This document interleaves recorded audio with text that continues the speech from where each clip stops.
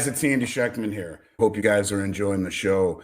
As a special thank you to the Beyond Mystic audience, I'm pleased to announce that we'll be offering junk silver, pre-1965 constitutional silver coins at $1.89 over the price of silver. That's the lowest price you'll find it anywhere, period.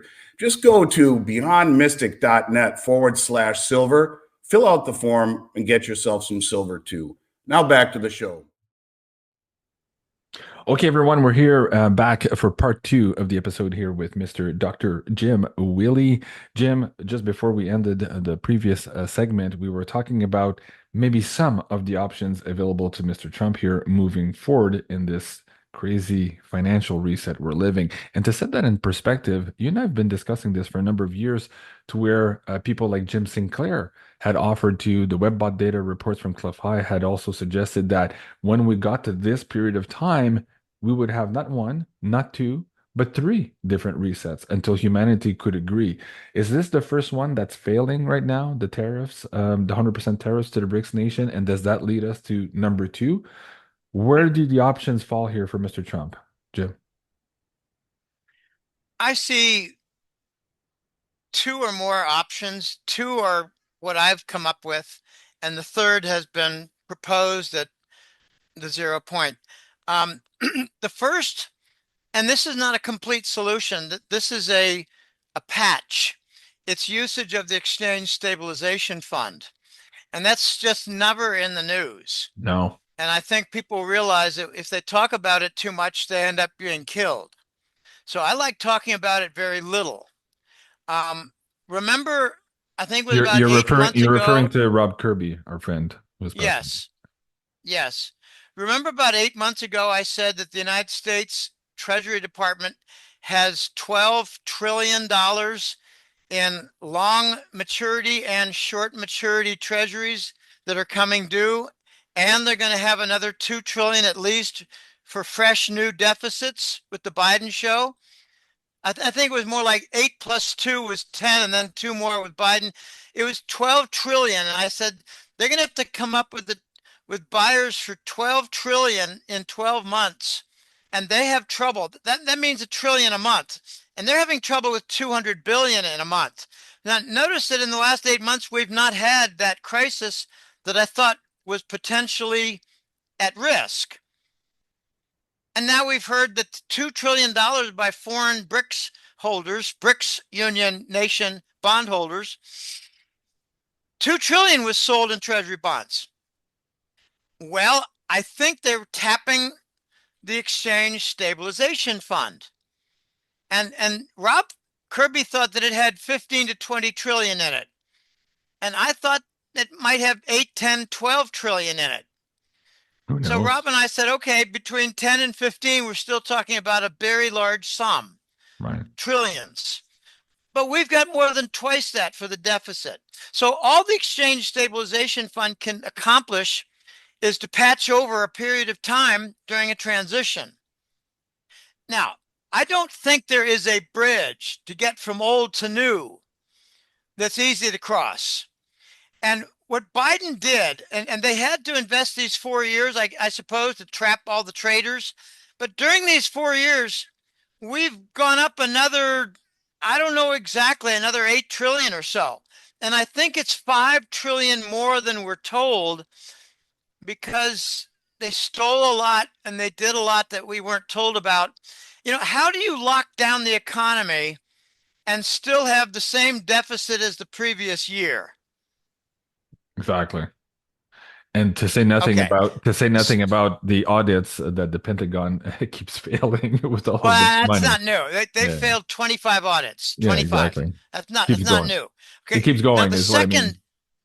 Yeah, the second point that I bring up for solution, or at least a tool towards solution, is gold redemption.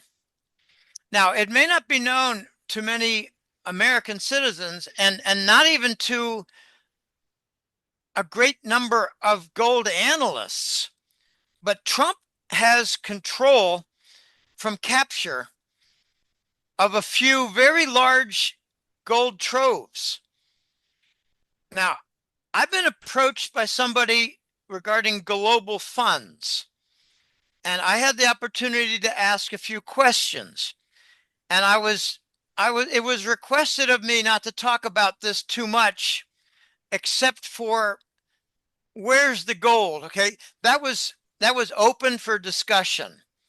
And what I was told, and this happened back in August and September, what I was told is that there are two gigantic gold troves in the Philippines. Two. One is controlled by the White Hats, and we believe this person said, I think Trump is in the room regarding the controllers of this 1 million ton gold trove. It's over 1 million tons. There's a second 1 million ton trove, and I believe that's the Black Lily. Oh gee, I get the names a little bit confused. There is a black hat cabal. It's black something. I thought it was. Is it the White Lily or the black? I don't remember. Okay, these are not household terms, and I don't know a lot of people involved in them. And I'm going to get some criticism from certain assholes who are bothering me in private emails. But Trump has control of a white hat 1 million ton trove of gold. And they're digging it up right now with a lot of assistance because there's a fight over the maps, Jean-Claude, the maps. So you're talking about you know, underground. You're talking about underground gold, or you're talking about pre-mined gold that's been seized by something else, by somebody, some other entity. pre-mined gold that was hidden 60 and 80 years ago on a few hundred Philippine islands in caves. So you're not talking right now about the Vatican gold that some people are suggesting. No, I haven't I haven't even mentioned Vatican. Okay. What I'm pointing to is that there might be a potential for redeeming the treasury bonds, and doing it with mined, vaulted, refined, stored gold, and not even touching the golden dragons, not touching the white dragons, the Asian elders, as they're called. Yeah. I wish I could think of the name of these two funds, because one is white hat and one is black hat. It doesn't matter. You know, I get where you're going with this. Like keep going. I know, but I'm gonna take criticism from a couple of assholes. Okay, and I'm tired of it. I'm really, really tired of it. We can ask them where their perfect show is on YouTube, where they have all their facts straight and they're doing all of this work for free. No, I don't communicate them. I don't respond to hate mail and threats. I don't respond to abusive emails ever. What I'm pointing to, Jean-Claude, is that Trump might be in a position, and he could be reluctant to do so, to redeem a lot of bondholders with gold, because he'd rather keep it at home. If they've got $7 trillion of foreign bondholders, 7 out of 35 trillion, that's 1 in 5. That's 20% of all the bonds held outside the United States. And I actually think it's higher than that. I think they lie. They lie about everything. I remember, golly, it was 15, 18 years ago. I remember hearing there's more treasuries outside the United States than inside. There's more foreign held than inside. And that's including, like, German and Swiss and French and Italian wealth funds, not sovereign wealth fund, but wealth funds, managed wealth funds, like high net worth individuals in Switzerland. They've got a lot of treasury bonds. That's not central bank. Okay, so Trump might have a plan to bluff with the 100% tariff and scare the shit out of India. Okay, India is the weakest link there. Brazil might be weaker. I don't know. Brazil does not belong in the BRICS. Brazil is a terribly run country with terrible people who stole their election over Bolsonaro. I don't want to get into that, but I'd like to see the BRICS expel Brazil. Expel them. Instead, they're going to they're going to have the next year of what do you call it? Managing the conferences, managing the BRICS Union agenda. Oh my gosh, Brazil, what's wrong with you people? Kind of like The only Greece, kind of like Greece was to the EU. It should never have made the cut to begin with. Uh, never have made the cut. yeah. The third group, is more difficult, Jean-Claude. As you know, the 0 point energy. Okay, before we get And to you the know, 0 point energy, hold on. I want to get to that in detail. I just wanted to add this segment here for the audience who might not have seen our latest Beyond Crypto Woo show earlier this week. We had this announcement from the BRICS News here that China had just discovered $83 billion in gold reserve. And in the month of September, also, they're busted here for buying all of this 60 tons of gold here. So are they doing the same thing, bringing gold that was off the books back onto the books to maybe compete or negotiate with Trump if Trump is indeed going to be using this off ledger gold somewhere here to reintroduce into the financial system? Do you see that China is doing that? And at the same time, maybe. okay, maybe. And at the same time, Russia is playing hardball here too, seeing as the last BRICS meeting occurred on October, I think, 22nd. Russia came out and proposed that the COMEX and the LME would be put out of the market rigging business. So they were really attacking here the price lever mechanisms of gold and silver, probably having to do with this move here that you're suggesting. Tie that into the audience, and don't forget this part here. Texas now proposing not to legalize gold and silver as a legal tender, as many states have already done, but proposing gold and silver-backed currencies of their own. So perhaps competing with the Federal Reserve. No, Jim, we're going into very, very uncharted territory. Unpack Yes, this we are. tactic here that might be being used by Russia, China against Trump here on this gold-backed currency. Okay. Again, that's about 5 questions. Well, you're on Beyond Mystic. That's okay. We It's can handle okay. it. I'm going to do my best. Okay. And before I get started, I'm happy to say that I remembered the 2 names. I remember them. Good. It's the Golden Lily, Oh. and that's the White Hat. And it's the Black Eagle, and that's the Black Hat. Anything with the name Black in it is Black Hat. Black Rock, Yeah. Black Water, Yeah. Black Eagle. Blackface. I'm sorry, that's Justin Trudeau. Sorry. Okay. Come I on. got Come on, that was funny. Come on, Jim. You gotta give me I've never heard that one before. Yeah, Trudeau with the blackface, the Halloween parties, and he was like, okay, never mind. It was like a big Okay. I don't know. Okay. Keep going. It's a Canadian thing. It's a Canadian story. Yeah. Okay. I like you Canadians. I like you more than Americans. I got to say that. I don't We blame have you. a joke here. What's the difference between a gringo who's a Canadian and a gringo who's an American? What's the difference? The American's the asshole. That's good. Okay, let me make a comment. You said that China made a giant discovery. Yeah. When? Oh, just 2 weeks ago. No. That's when it was announced. When? I don't know. Yeah. Okay, maybe 4 years ago. Okay. Maybe 3 years ago. Yeah. And they wait for it like the Brunson ruling announcement. Yeah. Okay, now we've got BRICS coming to the fore. We got gold standard coming, within, a lot of attention within arm's reach, gold standard globally. So China suddenly discovers a gigantic gold deposit. I don't think so. Right. I didn't say that in my newsletter for November, honestly, but in the last few days, I've been thinking, nah, I don't think so. The timing is just too wonderful. Yeah, it's suspicious. Okay, what is Trump going to announce next? That there's a second gigantic North Slope oil discovery in Alaska, and we need to start exploiting it?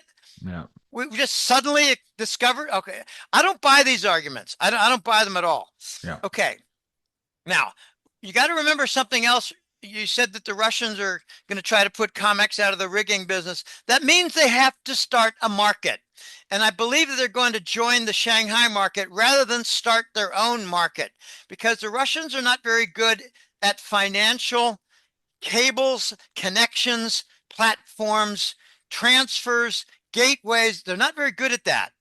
They might be And it's good amazing. though. They might be good though at intelligence gathering and moving into these secrets revealed that might blow up the COMEX, the LME, the exchange for physical, all of That's that shit. very true, because Putin just announced that through their own intelligence network, they uncovered a $45 billion price on Trump's head by the WEF Davos Forum. And this needs to be pursued. Right. I'm not alone. I'm not the only one who's saying this, but I think there should be a 1-ton bounty on a large group of people's heads, like Klaus Schwab, like Rahm Emanuel, like Alex Soros, like Bill Gates. Let's make a club of the 1-ton bounty. Okay. We need to put prices on their heads and get them out of the picture. And you know what's really funny, Jean-Claude? They might track down Bill Gates, and they might like murder him in an auditorium. And then he comes back, and then they do it again, and then he comes back. And then finally, Americans and the rest of the world are going to realize clone technology is real. This is how it's going to be revealed. These guys keep coming back. Yeah. We're now on version 3 or 4 for Gates, and I'm getting tired of people thinking, well, I don't think it really exists. Well, you haven't kept up with technology for half a century. Right. Okay. Jim, before we get in option number 3, the ZPT, let's close up the second option here with the gold being brought back off books and put on the ledger here. If we are going to go that route, where do you see the gold price going? Now, just a year ago, probably that you and I were commenting on something that Jim Sinclair had said, just back of the napkin kind of math, suggesting that the money that had been printed, we should have a calculation now of gold maybe at $97,000 per ounce. That was over a year ago, and there's been more money printing ever since. Now, if there are these big throws of gold somewhere, maybe offsetting the percentage that needs to be backed here on the US dollar and other currencies around the world, perhaps that changes the game. Now, you had been talking about these committees who were tasked with just that, reestablishing some type of gold price and silver price moving forward. Where do you think we're going with gold here if this is going to be the wild, wild west of this multipolar world currency, as perhaps Texas now is indicating here with their own gold and silver backed currency? I tell you where I think we're heading. It's going to be a global battle to control the troves of gold. And this has been going on for 10 years. It's intensified in the last 4 or 5 years. It's intensified. And what I've heard from my military sources is that we've won almost every battle, the White Hats. But there's 1 or 2 that remain, and I believe that is the Black Eagle. And I believe it's stored in the Philippines. There's going to be a lot of available gold. I'm sorry, there's going to be a lot of gold made available. And I don't know that the West, namely the Five Eyes, let's be very clear, US, Canada, Britain, Australia, and New Zealand, I don't think they want to redeem foreign-held treasury bonds with gold. I think they're going to say, we'll give you a haircut and we'll print you some money. What's your favorite currency? It's kind of like, what's your favorite pronoun? Okay, this is really stupid stuff. I don't think the BRICS nations are going to want to agree to like a 30% discount if, for instance, the Koreans take 30% discount on all their treasury bonds and get won, right. WON currency. I don't think the Saudis are going to want to get redemption with a haircut. I don't think Norway. Norway's a good example because they're not in the middle of a whole lot of different bickering. When you talk about Scandinavia getting involved with NATO, it's Sweden. And now it's Finland. Unbelievable. Finland joined in to just to make their ports available and have a training facility. It's stupid stuff. Norway's a good example because they have a lot of reserves and they got $1 trillion sovereign wealth fund. It's from the North Sea. Some of the best engineers for doing semi-deep drilling for oil and gas are from Norway.